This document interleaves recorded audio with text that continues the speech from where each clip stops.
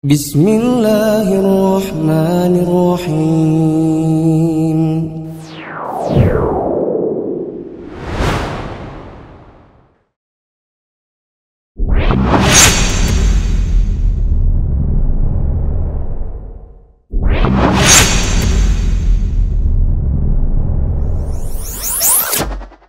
Bismillahirrahmanirrahim. Assalamualaikum warahmatullahi wabarakatuh. Waalaikumsalam warahmatullahi wabarakatuh. Alhamdulillahi rabbil alamin. Wassalatu wassalamu ala asyrafil anbiya'i wal mursalin wa ala alihi wa ashabihi ajmain. Teman-teman yang dirahmati Allah, para mahasantri dan mahasantriwati Mufid Islamic Academy, kita lanjutkan kembali pembahasan Syarah Al-Qawaid Al-Arba' karya Syekh Sa'ad bin Nasr Asy-Syadzili hafizahullah taala. Dan sekarang kita akan masuk di dalam kaidah yang kedua. Al-Qa'idatu Tsaniyatu. Kaidah kedua. Annahum yaqulun ma da'unnahum wa tawajjahna ilaihim illa li talabil qurbati wasyafa'ati. Orang-orang kafir dan musyrik yang diperangi oleh Rasulullah sallallahu alaihi wasallam tersebut berkata, kami tidak berdoa kepada mereka sesembahan-sesembahan selain Allah seperti nabi, orang soleh dan lain-lain. Dan tidak pula menghadapkan wajah kami kepada mereka kecuali supaya kami didekatkan kepada Allah dan mendapat syafaat mereka. Fadalil qurbati qauluhu ta'ala. Dalil yang menjelaskan tentang harapan mereka agar didekatkan kepada Allah. Walladzina ittakhadhu min dunihi awliya'a ما نعبدهم إلا ليقربونا إلى الله زلفى إن الله يحكم بينهم فيما هم فيه يختلفون إن الله لا يهدي من هو كاذب كفار. Dan orang-orang yang mengambil pelindung selain Allah berkata, kami tidak menyembah mereka, melainkan supaya mereka mendekatkan kami kepada Allah dengan sedekat-dekatnya. Sesungguhnya Allah akan memutuskan di antara mereka tentang masalah yang mereka berselisih di dalamnya. Sesungguhnya Allah tidak menunjuki orang-orang yang pendusta dan sangat kufur. Quran Surah Az-Zumar ayat 3. Wa dalilu syafa'ati qauluhu ta'ala. Adapun dalil yang menjelaskan tentang harapan mereka agar diberi syafaat. Wa ya'buduna min dunillahi ma la yadurruhum wa la yanfa'uhum. Wa yaquluna ha'ula'i syufa'auna 'indallah. Dan mereka menyembah sesuatu selain Allah yang sebenarnya tidak dapat mendatangkan mudarat ataupun manfaat kepada mereka. Dan mereka berkata, mereka itu adalah pemberi syafaat kepada kami di sisi Allah. Quran Surah Yunus ayat 18. Teman-teman yang dirahmati Allah, sebelum kita membaca syarah Syekh Syadzili, kami berikan terlebih dahulu semacam analogi untuk bisa memudahkan kita memahami penerapan kaidah ini. Sebagian orang ada yang mengatakan begini, kami ke kuburan, minta-minta dengan yang dikubur, karena kami ini kan banyak dosa. Jadi kalau minta langsung kepada Allah, itu yakin gak bakal dikabulkan. Seperti kita kalau pergi ke kantor wali kota, kalau kita ini orang biasa, ya, kita mau ketemu langsung sama wali kota ya nggak akan dikasih. Nah, kita butuh yang jaga pintunya. Kalau di kantor wali kota ada sekretarisnya atau protokolnya. Ya, Bapak mau ketemu siapa? Ibu mau ketemu siapa? Oh ya, oh, Bapak sedang ada acara ini dan ini. Ibu keperluannya apa? Ya, nanti kami sampaikan terlebih dahulu. Nggak bisa ujuk-ujuk langsung masuk, ya kan? Jadi orang-orang tersebut menganalogikan sampainya permintaan mereka kepada Allah itu seolah-olah sampainya permintaan mereka kepada Wali kota. Alias tidak bisa sampai langsung kecuali dengan adanya orang yang jaga pintu alias orang dekatnya. Dan itu yang mereka analogikan ke kuburan sebagai penjaga pintunya Allah. Kalau kita minta sesuatu kepada Allah nggak bisa langsung, jadi harus lewat wali-walinya yang ada di kubur. Bisa dipahami ini? Insyaallah, Ustaz. Mari kita coba baca terlebih dahulu syarah Syekh Syahtari. Di buku cetakan-cetakan baru ada di halaman 94 dan di cetakan lama ada di halaman 98. Nah, kata Syekh Sa'ad Asy-Syastri, al-qa'idatu tsaniyatu.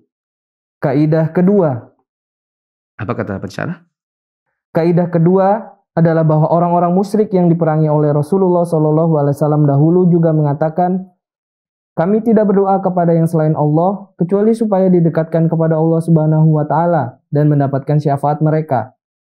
Kaidah ini membantah pemahaman orang-orang yang berbuat syirik atau menyembah selain Allah seperti nabi, orang soleh, dan lain-lain, dan menjelaskan bahwa semua argumentasi yang dipakai untuk mengklaim adanya syafaat dari orang atau benda yang mereka sembah hanyalah argumentasi batil yang tidak berharga. Para pelaku kemusyrikan yang mempersembahkan ibadah kepada orang-orang yang mereka anggap wali atau kuburan tertentu, apabila mereka ditanya, bukankah ibadah hanya boleh untuk Allah semata? Mengapa kalian menyembah para wali dan orang-orang yang sudah meninggal? Berdoa kepada mereka, bernazar untuk mereka, menyembelih hewan demi mereka, bahkan kalian sholat kepada mereka. Maka mereka akan menjawab, para wali itu memiliki kedudukan khusus di sisi Allah Subhanahu wa taala, sehingga mereka nanti yang akan mendekatkan kami kepada Allah Subhanahu wa taala. Mungkin juga mereka menjawab, kami butuh seseorang yang dapat memberikan syafaat di sisi Allah dan menjadi penyambung antara kami dengan Allah. Para wali yang soleh itulah yang mampu memberikan syafaat untuk kami di sisi Allah. Makanya kami beribadah dan mendekatkan diri kepada mereka dalam rangka mendapatkan syafaat itu. Jawaban terhadap syubhat mereka. Allah Ta'ala telah membantah syubhat atau kerancuan yang mereka lontarkan ini.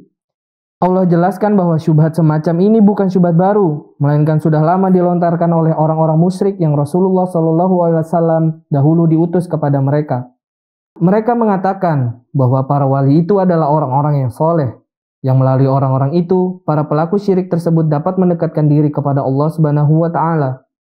Kita katakan, sebagaimana yang diketahui bahwa di antara kaum yang Nabi Nuh alaihissalam diutus kepada mereka, ada 5 orang soleh yang ketika mereka meninggal, maka kaum itu membuat patung-patung yang menyerupai mereka dalam rangka menjadi motivasi bagi mereka dalam beribadah kepada Allah Subhanahu wa taala. Namun seiring perkembangan zaman, manusia akhirnya berbelok arah dan menjadikan patung-patung itu yang tadinya hanya motivator ibadah menjadi sesembahan selain Allah. Orang-orang yang menyembah patung-patung 5 orang soleh itu pun mengatakan syubhat yang sama.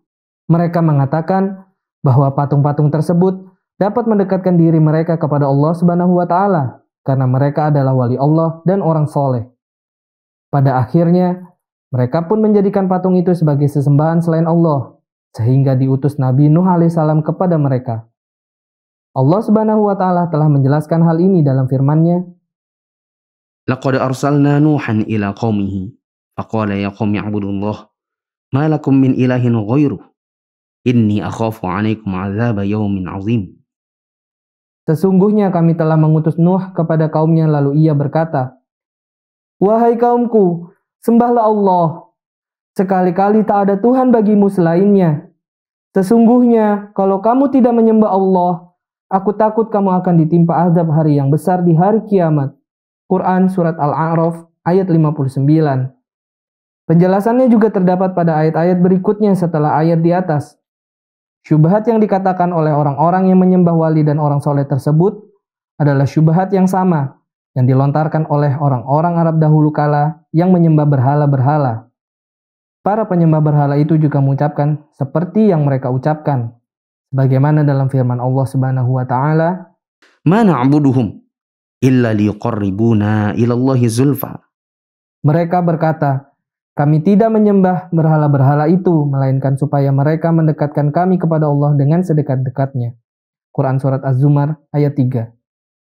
Di antara berhala-berhala yang disembah oleh orang Arab terdahulu, ada yang bernama Lata. Lata Aslinya adalah seorang yang soleh dari salah satu suku di kalangan Arab ketika itu. Dia bekerja sebagai pengadon dan pembuat roti untuk para jamaah haji. Dia senantiasa beramal soleh dan memberikan makan bagi orang lain. Setelah ia wafat, maka orang Arab ketika itu menjadikan kubur Lata sebagai tempat beribadah dan mereka mengklaim bahwa Lata dapat mendekatkan diri mereka kepada Allah Subhanahu wa taala. Akan tetapi, Allah tidak menerima klaim dan ibadah mereka. Bantahan seperti ini adalah bantahan yang sama untuk orang-orang yang pergi beribadah di kuburan orang-orang yang mereka anggap sebagai para wali. Mereka biasanya mengatakan, kami datang ke kubur mereka agar mereka mendekatkan kami kepada Allah Subhanahu wa taala. Karena mereka itu kan para wali Allah. Kami meminta kepada mereka untuk memberi syafaat di sisi Allah. Syubhat seperti ini adalah dalihnya orang-orang di masa jahiliyah yang Nabi Muhammad SAW diutus kepada mereka dengan menggunakan bahasa mereka. Allah berfirman, وَالَّذِينَ اتَّخَذُوا مِن دُونِهِ أَوْلِيَاءَ. dan orang-orang yang mengambil pelindung selain Allah berkata. Quran Surat Az-Zumar ayat 3. Artinya, orang-orang itu menjadikan sesuatu yang selain Allah sebagai pelindung, yang mereka mendekatkan diri kepadanya. Maka, ini menunjukkan bahwa memberi julukan wali kepada sebagian penghuni kubur yang disembah tidak akan membenarkan apa yang mereka lakukan dan tidak dapat sedikit pun mengubah hukum syar'i, yakni bahwa yang mereka kerjakan adalah terlarang. Sekali lagi, apa dalih mereka? مَا نَعْبُدُهُمْ إِلَّا لِيُقَرِّبُونَا إِلَى اللَّهِ زُلْفَى. Mereka berkata, kami tidak menyembah berhala-berhala itu, melainkan supaya mereka mendekatkan kami kepada Allah dengan sedekat-dekatnya. Quran Surat Az-Zumar ayat 3. Artinya, kami tidak mempersembahkan ibadah kepada para wali yang sudah meninggal itu. Kami tidak menyembelih hewan demi mereka, bernazar untuk mereka, dan berdoa kepada mereka, kecuali sekedar menjadikan wasilah atau perantara untuk mendekatkan kami kepada Allah dan keridhoannya. Akan tetapi, argumentasi mereka ini tidak diterima di sisi Allah Subhanahu wa taala, sehingga Allah pun membantah mereka dalam kelanjutan firman-Nya, إِنَّ اللَّهَ يَحْكُمُ بَيْنَهُمْ. sesungguhnya Allah akan memutuskan di antara mereka. Maksudnya Allah menjelaskan kebenaran kepada manusia. فِي مَا هُمْ فِيهِ يَخْتَلِفُونَ. إِنَّ اللَّهَ لَا يَهْدِي مَنْ هُوَ كَاذِبٌ كَفَّارٌ. Tentang masalah yang mereka berselisih di dalamnya. Sesungguhnya Allah tidak menunjuki orang-orang yang pendusta dan sangat kufur. Quran Surat Az-Zumar ayat 3. Dalam ayat ini Allah menyebut mereka sebagai pendusta karena mengklaim orang-orang yang mereka juluki wali itu dapat mendekatkan mereka kepada Allah. Padahal tidak demikian. Dan Allah justru menganggap mereka sebagai orang-orang kafir karena mereka menunjukkan penyembahan mereka kepada sesuatu selainnya. Bahkan, kalau kita telisik lebih dalam tentang kondisi orang-orang yang menyembah kubur wali tersebut, mereka sebenarnya tidak hanya melakukan kemusyrikan dalam tauhid uluhiyah saja, tapi juga tauhid rububiyah. Buktinya, kalau ditanyakan kepada mereka, mengapa kalian persembahkan sembelihan hewan kepada para wali ini? Maka mereka pun akan menjawab, untuk menangkal bahaya dari kami. Maka kita katakan, kemusyrikan yang mereka lakukan lebih parah daripada kemusyrikan yang dilakukan para penduduk Makkah di zaman Nabi dulu. Penduduk Makkah dahulu berbuat syirik dalam tauhid uluhiyah saja, tidak dalam tauhid rububiyah. Buktinya, saat ditanyakan kepada mereka, ada berapa Tuhan yang kalian sembah? Maka mereka menjawab, ada 7, 1 di langit, dan 6 di bumi. Kalau ditanya lagi, siapa di antara yang 7 itu yang kalian jadikan pendamping dan penolong saat dalam kondisi susah? Maka mereka akan menjawab, Tuhan yang di langit. Adapun para penyembah kubur wali tadi, mereka sebenarnya menunjukkan ibadah mereka kepada orang yang mereka sembah, memintanya untuk menghilangkan kesulitan dan mewujudkan keinginan mereka. Sehingga dengan itu, kemusyrikan mereka lebih parah daripada kemusyrikan para penyembah berhala, kecuali sebatas pada masalah keinginan untuk didekatkan kepada Allah saja. Teman-teman yang dirahmati Allah, tadi kita katakan bahwa sebagian orang yang pergi ke kubur, meminta-minta di kubur, mereka kadang menganalogikan pertemuan mereka dengan yang di kubur ini seperti pertemuan mereka dengan ajudan wali kota. Mereka bilang, kalau kita minta langsung kepada Allah itu tidak dikabulkan, karena kan kita orang banyak dosa. Jadi kita harus lewat wali-wali yang dikubur. Sebagaimana kalau kita mau ke wali kota, itu tidak akan bisa kalau kita hanya orang biasa. Jadi kita harus lewat ajudannya, protokolnya, sekretarisnya. Menjadikan sesuatu atau seseorang sebagai perantara, itu disebut dengan tawassul. Dan meminta mereka untuk menyampaikan atau menemani dalam tanda kutip kepada yang dituju, itu namanya mencari syafaat.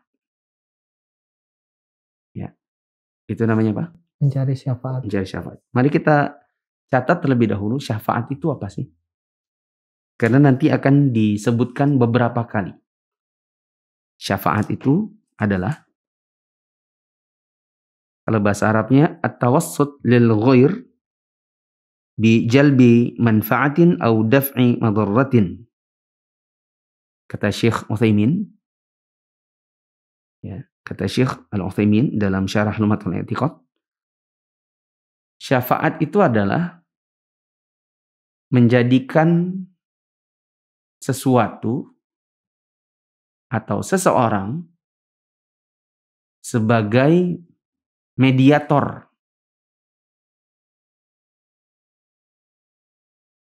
dalam apa?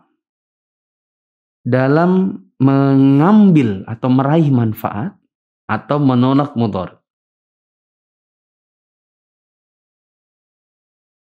Menjadikan sesuatu sebagai mediator atau seseorang sebagai mediator dalam rangka mengambil atau meraih manfaat dan menolak mudarat. Ini perkataan siapa tadi? Syekh Utsaimin. Nah, Syekh Muhammad bin Shalih Al-Utsaimin dalam kitab Syarah Lum'atul I'tiqad. Syafaat itu juga berasal dari kata syafa'. Syafa' itu artinya genap. Kalau ganjil itu witir. Ya kan, salat witir, salat ganjil. Ya. Nah, syafa' itu genap. Jadi kalau kita sendirian pergi itu namanya kita ganjil.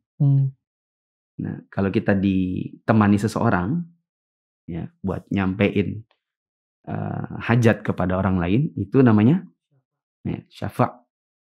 Ya, supaya jadi genap gitu. Bisa dipahamin ya? Insyaallah, Ustaz. Maka kita bisa katakan juga orang-orang yang pergi ke kubur dan menjadikan kuburan ini sebagai mediator kepada Allah, itu bisa dibilang mengambil syafaat kuburan ini untuk menyampaikan hajat mereka kepada Allah. Dalam rangka mengambil manfaat dari Allah. Atau meminta agar mereka menyampaikan kepada Allah supaya ada kemudaratan yang ditolak gitu. Ya. Sama halnya kalau pergi ke kantor wali kota dan minta ditemani seseorang atau minta disampaikan, tolong ya, sampaikan Pak Wali, kami punya kebutuhan begini begitu. Ini namanya mengambil syafaatnya orang-orang tersebut untuk menyampaikan hajat kepada wali kota. Bisa dipahamin ya? Insyaallah, Ustaz. Nah, di sini disebutkan tadi oleh Syekh Syatri, ada kaidah yang bisa membantu kita dalam membantah kerancuan-kerancuan atau syubhatnya orang-orang yang suka pergi ke kuburan dengan klaim bahwa mereka sedang mencari syafaat ini. Ya, kata beliau tadi, orang-orang musyrik di zaman dahulu yang diperangi Nabi juga mengatakan, kami tidak berdoa kepada yang selain Allah kecuali cuma biar didekatkan kami ini kepada Allah. Karena kami ini orangnya banyak dosa. Ya. Sama nggak orang-orang ke kuburan ini dengan yang diperangi Nabi? Sama. Klaimnya kan kayak gitu. Ya, orang-orang di zaman dahulu suka ke Lata. Itu juga klaimnya sama. Kami ini bukan nyembah Lata. Kami ini cuma menjadikan Lata sebagai mediator. Jadi kita katakan ya sama aja orang-orang di zaman sekarang yang suka pergi ke kuburannya wali-wali. Wali Songo. Wali siapapun lah. Ya, yang dianggap sebagai orang-orang keramat. Keramat maksudnya diberi karomah. Orang-orang ini adalah mediator kami kepada Allah. Padahal kita katakan, ya kalimat Anda sama orang-orang yang di zaman Nabi, itu kalimatnya sama. Orang-orang di zaman Nabi diperangi atau ditemani? Diperangi. Nah, kalau mereka ada di zaman Nabi, kira-kira mereka diapain? Sama juga akan diperangi. Akan diperangi. Nah, jadi kaidahnya bagaimana? Kita katakan kaidahnya adalah bilang sama mereka, kalimat Anda yang cari-cari syafaat di kuburan itu sama seperti kalimatnya orang-orang di zaman Nabi yang diperangi Nabi. Disebutkan oleh Syekh Syatri, ada syubhat orang-orang musyrik. Orang-orang yang suka melakukan kemusyrikan, kalau ditanya, bukankah ibadah itu hanya untuk Allah semata? Mengapa kalian menyembah para wali? Dan orang-orang yang sudah meninggal bahkan. Kalian berdoa kepada mereka, bernazar untuk mereka, menyembelih hewan demi mereka. Bahkan kalian sholat kepada orang-orang yang dikubur itu. Nanti mereka akan menjawab, ya soalnya kan wali itu punya kedudukan khusus di sisi Allah. Jadi ibaratnya ini ajudan wali kota gitu loh. Jadi nanti mereka yang akan mendekatkan kami kepada Allah. Karena kalau kami sendiri yang banyak dosa ini gak bisa dekat langsung kepada Allah. Ya. Mereka juga mengatakan, kami kan butuh orang yang bisa memberi syafaat di sisi Allah. Dan bisa menyambung antara kami dengan Allah. Nah, para wali inilah yang mampu memberi syafaat. Begitu loh. Jadi sama gak sama orang-orang yang suka ke wali kota? Ya, samalah ya, kurang lebih. Mencari orang-orang yang bisa menjadi syafaat. Dan kaidahnya tadi adalah kalimat ini sama dengan orang-orang yang diperangi oleh Nabi di zaman dahulu. Jawaban terhadap syubhat seperti ini, katakan saja, syubhat antum itu, kalimat antum itu bukan kalimat yang baru. Ini dalih lama. Orang-orang yang diperangi Nabi di zaman dahulu sudah duluan ngomong seperti itu. Ya. Sekali lagi, apakah orang-orang itu dijadikan Nabi sebagai teman atau sebagai lawan? Lawan. Sebagai lawan. Orang-orang di zaman dahulu itu juga mengklaim yang sama. Mereka bilang, itu bisa mendekatkan diri kami kepada Allah. Nah, itu jawaban yang pertama. Jadi bisa dilingkari. Teman-teman yang punya buku, ya, dan harus punya buku sebenarnya supaya mudah mengikuti kajian ini. Berikan angka di situ 1. Ya. Yaitu pada kalimat ini bukan syubhat baru, ini syubhat jadul. Ya. Syubhat dari zaman dulu. Ya. Itu bantahan 1, oke? Bantahan 2, katakan ini juga klaimnya orang-orang di zaman Nabi Nuh. Yang Nabi Nuh diutus kepada mereka. Coba berikan di situ angka 2. Bantahan 2. Dahulu Nabi Nuh alaihissalam diutus kepada sebuah kaum. Yang kaum ini memiliki tokoh-tokoh orang soleh. Jumlahnya 5 orang. Ya. Disebutkan di catatan kaki. Di bawah, nama 5 orang tersebut adalah Wad, Suwa, Yaguth, Ya'uq, Nasr. Sebagaimana disebutkan oleh Allah Ta'ala di dalam surat Nuh ayat 23. Sebenarnya cerita ini sudah berlalu juga ya. Di level-level sebelumnya. Di penjelasan 3 landasan utama. Cerita ini sudah kita bawakan juga. Orang-orang ini dijadikan prestasi-prestasi yang menyerupai mereka untuk menjadi motivator dalam beribadah. Ya, dibuat prasasti-prasasti begitu, lalu kemudian ditaruh di tempat ibadah. Jadi kalau ngelihat orang-orang ini, wajah-wajahnya yang sudah terukir, itu bisa menambah motivasi dalam ibadah. Lalu apa yang terjadi? Seiring perkembangan zaman, manusia akhirnya berbelok arah. Patung-patung yang tadinya hanya motivator ibadah berubah menjadi sesembahan selain Allah. Orang-orang yang menyembah patung-patung 5 orang saleh itu pun mengatakan syubhat yang sama. Mereka bilang, enggak, kami bukan menyembah patung-patung ini. Ini patung-patung, prasasti-prasasti ini adalah untuk memberi kepada kami syafaat gitu loh. Kami tawassul sama mereka untuk nyampaikan ke Allah. Kami jadikan mereka sebagai mediator, ya kan, meminta syafaat supaya mereka yang nyampaikan kepada Allah. Pertanyaannya, orang-orang yang melakukan hal ini oleh Nabi Nuh dijadikan teman atau jadikan lawan? Lawan. Jadikan lawan. Maka orang-orang yang suka ke kuburan dan berdalih seperti ini, pun kalau mereka ada di zaman Nabi Nuh, mereka jadi lawannya Nabi Nuh. Kalau mereka hidup di zaman Nabi Muhammad, maka mereka menjadi orang-orang yang diperangi Nabi Muhammad SAW. Kalau ditanya, kenapa sih patung-patung ini? Emang kenapa mereka? Mereka jawab, ya ini kan wali Allah. Ini kan orang soleh. Namanya Wat, Suwa, Yaguth, Ya'uq, Nasr. Kita katakan ini sama. Wali di zaman sekarang anggaplah 9. Wali Songo. Tapi sama saja kalian melakukan hal itu kepada kubur mereka. Ya, kalau zaman dahulu adalah 5 orang. Kalau zaman sekarang misalnya 9 orang. Ya hanya beda jumlah saja. Begitu. Pada akhirnya mereka pun menjadikan patung itu sebagai sesembahan selain Allah. Sehingga diutus Nabi Nuh kepada mereka. Orang di zaman sekarang pun sebenarnya sama.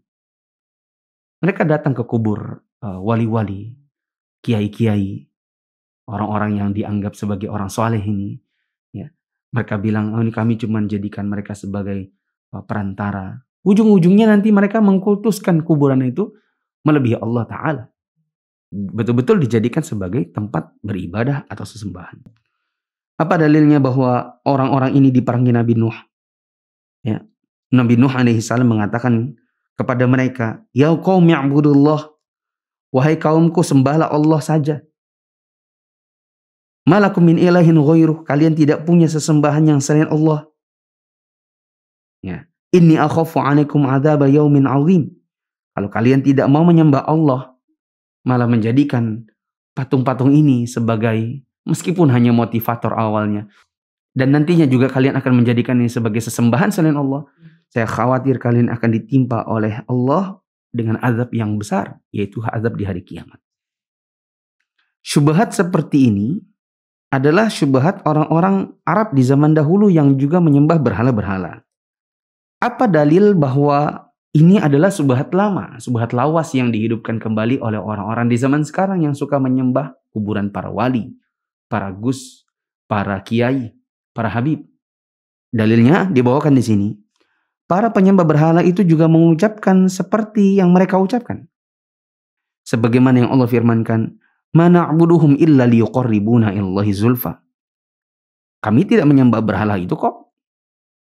Kami cuma menjadikan mereka sebagai orang-orang yang bisa mendekatkan diri kepada Allah Ta'ala dengan sedekat-dekatnya.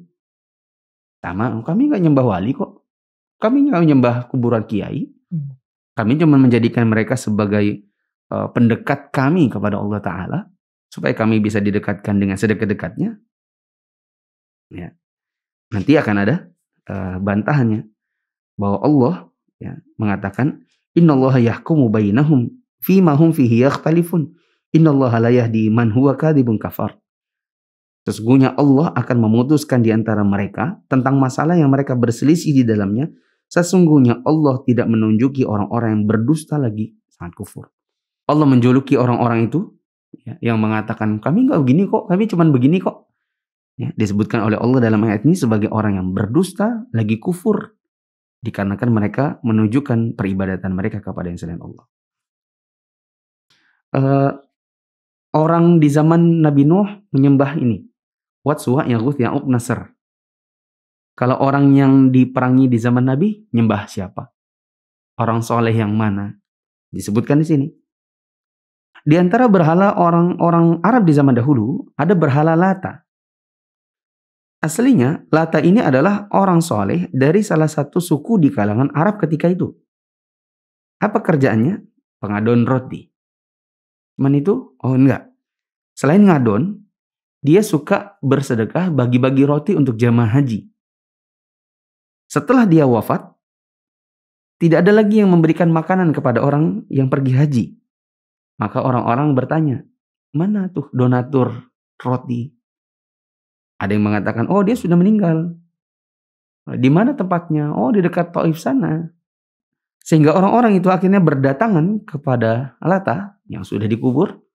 Dan menjadikan kuburan Lata sebagai tempat untuk bertawassul, minta syafaat.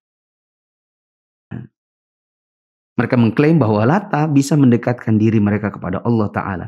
Tetapi Allah tidak menerima klaim dan tidak menerima ibadah mereka. Ya. Dan ini sama seperti yang ke kuburan dan minta-minta di kubur. Nah, mereka juga berkata, oh tapi kan ini wali. Ini bukan orang biasa. Orang di zaman dulu itu mungkin yang dijadikan sebagai pemberi syafaatnya adalah orang biasa. Kita jawab, lah antum pikir Wat, Suwa, Yaguth, Ya'uq, Nasr itu orang biasa? Ini 5 orang saleh di zaman dahulu. Lata ini bukan orang biasa. Orang menjadikannya sebagai wali. Ya, sama kayak omongan mereka. Ini kan wali-wali ini kan namanya juga wali songo. Ya wali dong berarti. Kiai-kiai ini kan semua adalah wali. Habib-habib ini kan semua adalah wali. Kita katakan meskipun mereka wali. Coba lihat apa kata Allah di dalam surat Az-Zumar ayat 3. Walladzina takhadhu min dunihi awliya. Dan orang-orang yang mengambil pelindung selain Allah, atau dalam bahasa yang lain, dan mereka yang menjadikan selain Allah sebagai wali. Ya. Setelah itu Allah ingkari perbuatan mereka atau dilegitimasi? Diingkari. Diingkari. Ya. Karena Allah mengatakan, ya, orang-orang yang mengambil pelindung selain Allah, alias orang-orang yang menjadikan selain Allah sebagai wali, mereka berkata, kami nggak menyembah mereka kok, kami cuma minta didekatkan kok. Setelah itu Allah katakan tentang mereka tadi, Allah tidak memberikan petunjuk kepada orang-orang yang berdusta lagi kufur. Begitu.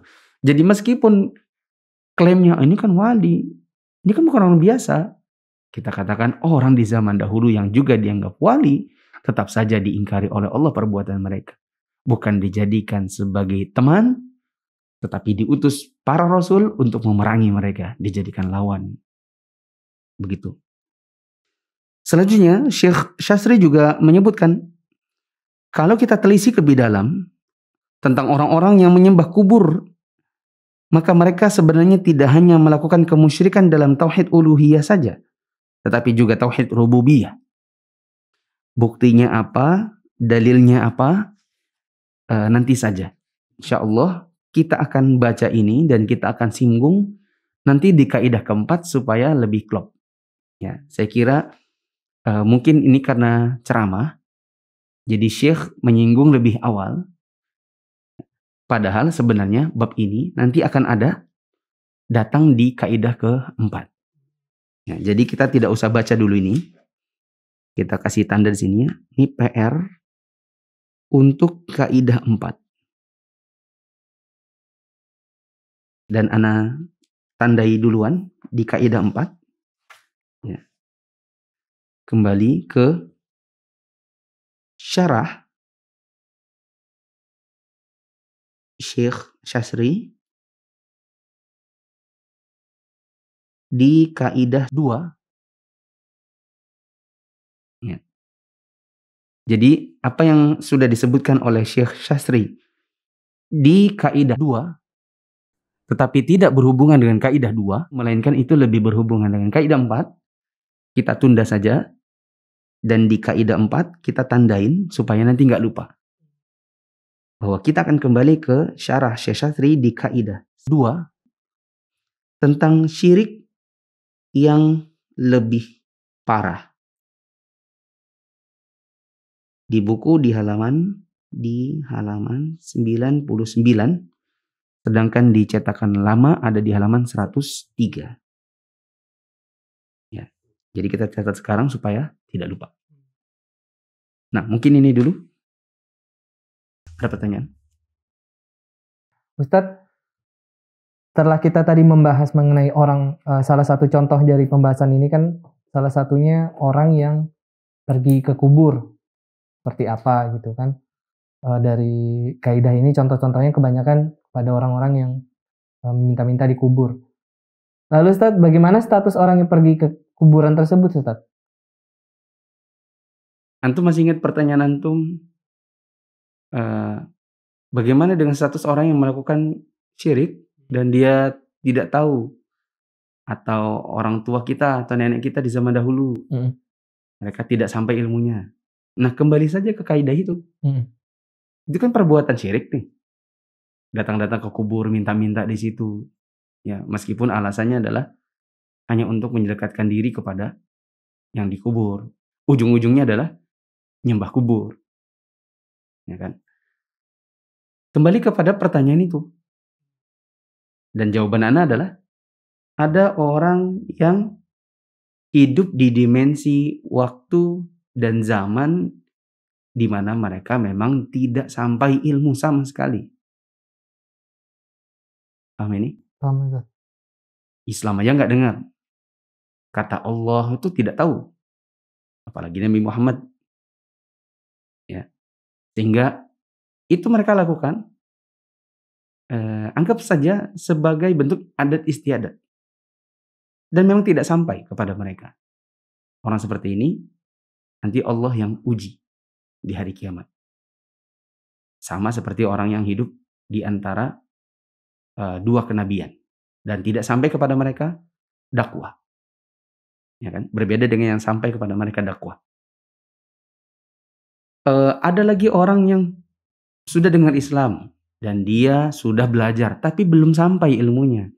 Ana sempat sebutkan bagaimana dengan status orang yang baru masuk Islam dan biasa mengerjakan perbuatan itu, masih mengerjakannya karena belum sampai ilmunya, belum ada yang mengajarkan, terus keburu meninggal. Ada lagi orang yang sudah Islam dari dulu, tapi nggak mau belajar. Ada lagi yang terkena syubhat. Mereka pikir itu benar, ternyata adalah salah. Ya. Nah, kembali saja kepada kaidah itu semua. Kemudian Ustaz, bagaimana dengan status orang yang di dalam kuburnya itu yang diminta-minta, Ustaz? Contohnya misalkan seperti Lata. Lata ini kan dia setelah pas dia meninggal, dia kan tidak tahu kalau ternyata nanti pada akhirnya kubur-kuburnya didatangi orang, diminta-mintai orang. Bagaimana dengan status Lata, Ustaz? Antum masih ingat penjelasan 3 landasan utama tentang togut? Nah, Ustaz. Apa itu togut? Ma tajawaza bihil abdu haddahu min matbu'in au ma'budin au muta'. Posisi di mana hamba telah melampaui batas dirinya. Dirinya adalah hamba, lalu melampaui batas diri seorang hamba, di mana sekarang posisinya adalah dia diikuti atau disembah atau ditaati lebih dari Allah Ta'ala dan Rasulnya. Ya kan? Melebihi Allah dalam diibadahi. Melebihi Allah dan Rasulnya dalam hal ditaati atau diikuti. Ya kan? Dan togut ini ada yang paling besar. Salah satunya adalah yang disembah wa huwa radin, dan dia ridho. Nah, kalau Lata statusnya dia adalah nggak tahu sehingga dia tidak ridho untuk disembah, maka dia berlepas diri. Sama halnya dengan Nabi Isa alaihissalam. Nabi Isa kan juga disembah oleh orang-orang Nasrani. Tetapi apakah beliau ridho? Tidak, Ustaz. Nah, karena beliau tidak ridho, maka dosa atau hukuman yang ditimpakan oleh Allah kepada orang-orang menyembah beliau tidak bisa ditimpakan kepada beliau. Orang beliau tidak ridho. Sama seperti Lata. Sama seperti Wat, Suwa, Ya'uq, Nasr. Begitu. Itu kan terkait dengan si Lata, Ustaz ya. Anda pernah lihat suatu video. Jadi ada seorang yang dikatakan sebagai wali di zaman ini. Dia mengatakan ketika nanti aku mati, datang ke kuburku, nanti aku tolong. Ibaratnya redaksinya seperti itulah, Ustaz. Dia yang ngajak. Iya, dia yang mengajak. Nah, itu bagaimana dengan orang tersebut, Ustaz? Orang seperti ini karena dia yang ngajak, maka dia ditimpakan azab. Maksudnya hukuman Allah untuk orang-orang yang mengikuti dia, ditimpakan dosanya kepada dia juga. Bahkan dia lebih banyak. Kalau orang-orang yang datang ke kuburnya adalah berdosa untuk dirinya sendiri, ya kan? Adapun orang yang nyuruh ini, yang mengklaim nanti kalau saya mati datang aja ke kubur saya, nanti saya yang nyampein ke Allah, seolah-olah dia itu selamat, seolah-olah dia sudah pasti selamat. Itu kan seolah-olah memastikan diri selamat kan? Secara tidak langsung, implisitnya adalah saya ini selamat. Jadi kalian kalau susah, nanti kalau saya sudah meninggal kalian datang aja ke tempat saya. Orang seperti ini dosanya ditimpakan buat dirinya, ditambah orang-orang yang datangi dia. Karena dia yang suruh. Gitu. Ya. Makanya memang dai-dai seperti ini harusnya dijauhi. Makanya juga kita mengajak kaum muslimin untuk belajar agar paham apa itu syirik. Jangan sampai jatuh ke dalam sana. Dikarenakan banyak orang, mohon maaf ya, di bagian akhir buku ini, cover belakang. Apa kata saya? Meski banyak keburukannya, banyak orang berKTP Islam yang masih mengerjakannya, karena banyaknya syubhat atau kerancuan berdalil yang dilancarkan oleh sebagian tokoh agama yang melancarkan pembelaan atas kemusyrikan yang mereka kerjakan, sehingga banyak orang yang tertipu lalu ikut melakukan. Jadi memang harus digencarkan kajian-kajian tentang tauhid dan syirik, karena banyak orang yang pakai peci, pakai sorban, pakai baju Islam, mengajak orang-orang untuk melakukan kemusyrikan. Ya. Dan lucunya nih, sebagian dari mereka mengatakan orang-orang itu, maksudnya kita, yang mengajak orang untuk menjauhi syirik, mengajarkan tauhid, mengerjakan sunnah, menjauhi bid'ah. Di antara tuduhan mereka itu selalu mengatakan, seolah-olah kalian ini adalah penghuni surga. Ya, seolah-olah kalian ini sudah pasti masuk surga. Kita katakan, oh enggak. Kami tidak pernah mengatakan diri kami ini pasti masuk surga. Justru Anda yang suka mengatakan kepada murid-muridnya, nanti kalau saya sudah meninggal, kalian ada susah, datanglah ke kubur saya. Seolah-olah Anda yang memang sudah dipastikan masuk surga. Ya, terbolak-balik begitu. Ini saja teman-teman yang dirahmati Allah, apa yang kita bisa bahas pada hari ini. Kurang lebih yang mohon maaf. Subhanakallahumma wa bihamdika, asyhadu an la ilaha illa anta, astaghfiruka wa atubu ilaik. Wassalamualaikum warahmatullahi wabarakatuh. Waalaikumsalam warahmatullahi wabarakatuh.